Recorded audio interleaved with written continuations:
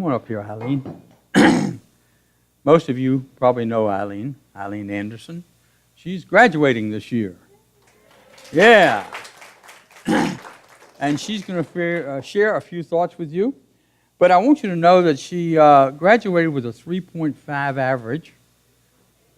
Now, I don't know what that is. It's well above anything I recognize. But it's 3.5. She is a National Merit Commended Scholar, which means she's very smart. And she can wear a cord. What does that mean? That says you are one. So, at my school, there's 2 cords. Oh, yeah. I apologize. At my school, you can wear 2 cords. One is 200 hours of service, and the other one, the one I'm going to wear, is you have a 3.5 or higher GPA all 4 years. Huh. So. Isn't that impressive? Yeah. But more importantly, you're going to hear a message that talks about the truth of who she is. Not only is she smart, but she is soul at work. Go ahead, honey. Thank you.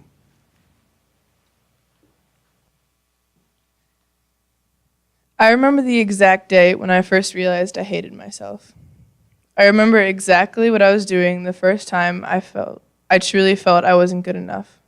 And something as simple as finding stretch marks on my thighs was enough for me to want to end everything and just drop off the face of the earth.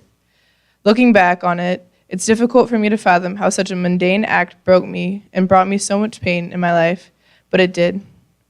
The stretch marks were just the tipping point that set me into a year-long spiral, but strangely enough, I wouldn't trade it for the world. March 23rd, 2015 was the first time I wanted to die. April 26th, 2016 was the day I realized I wanted to live. And initially, I wrote this paper for an English assignment as part of a personal anthology. And then, like a week later, Vic from Unity by the Bay up in Annapolis asked me to do a truth talk at Midwinter Rally, and I said, sure. And the theme for that Midwinter Rally was the game of life and how to play it, so that a little backstory. And when I was writing this, I wasn't quite sure where I was going with it or where I was going to talk or what I was going to talk about, but as I worked, it transformed from a mandatory assignment into something more. It became a metaphor for the game we call life and the reasons we should continue to play it.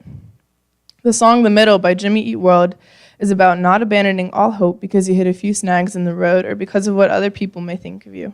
The song perfectly encompasses the idea that life is a game, and as the title suggests, you shouldn't give up in the middle of it. In my opinion, the part of the song that is most relevant and profound is the chorus when they say, "It just takes some time, little girl, you're in the middle of the ride. Everything will be just fine. Everything will be all right." Because those are the words that I needed to hear that night in March. Those were the words that I wished someone said to me when I was 14 and ready to give up everything I could possibly be in life. During that year, I kept waiting and waiting for someone to fix me, but I never really gave anyone the opportunity to even get close enough to see something was wrong. I didn't do anything myself because I wasn't willing to put in the time or effort it takes to love yourself again after falling so hard. The night I was so thoroughly repulsed by something that happens to most everybody, I kept repeating to myself a sort of mantra. I kept saying, I can't do this, until I finally said, but I have to. I felt absolutely worthless for multiple reasons. I felt worthless because I never once believed that I was strong enough, or pretty enough, or just simply enough. I was constantly doing everything I could think of in order to please other people, and I morphed into a different person. Throughout the second verse, they talk about how you shouldn't try to change yourself to fit in with other people. Another extremely impactful lyric is just be yourself. It doesn't matter if that's good enough for someone else, which is exactly what I did. It was around January of 2016 when I stopped suppressing parts of my personality in order to get along with others better. In a matter of weeks, I felt more like myself than I had in almost a year. I unwittingly trapped myself in a very small cage, closing myself off from everyone and constantly and relentlessly tearing myself down because I believed I deserved it. I dismissed any modicum of love I ever felt or received. I blamed everything on other people. I blamed them for not being able to see that something was wrong with me, for not trying harder to help me, for letting me spiral the way I did. I was angry and upset and overwhelmingly let down until I realized that none of it was anyone's fault but mine.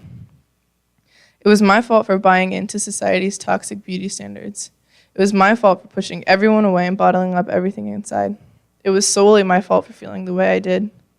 I came to the realization that nothing would get better unless I let it. Nobody would come swooping in and teach me how to love myself. I had to do that on my own. I had to learn how to play the game my own way. The song advises, just do your best, do everything you can, which I tried extremely hard to do. It was an uphill battle that felt downright impossible some days, but I kept pushing through because I was absolutely determined to get through this. Whenever I found myself thinking any sort of negative thought, I immediately counteracted it with 3 things that I loved about myself. It was near impossible towards the beginning, but it got to the point where I noticed that some of the things I listed that I loved about myself were things I used to loathe. I stopped hating things I couldn't change about myself, and I stopped caring about what other people thought of me. I started living by a code that if it makes me happy, then do it regardless of others' opinions. The middle offers all the advice that I wish I was open to receiving. It also serves as a sort of guidebook on how I want to continue living my life the way I have been for the past 2 years. Life is made up of many wins and losses, but it is how you choose to play the game that truly matters. If you only focus on the negative, like I did, you'll always end up losing. In the spring of my sophomore year, I decided to live for my hopes and my dreams. I decided to live for everything that I have and ever will love. I decided to live for all the beautiful and wonderful things I could do and create. I decided to live for all the mistakes I've made and hardships I'll endure. I decided to live for everything that I once hated about myself. On April 26th, 2016, I decided to live.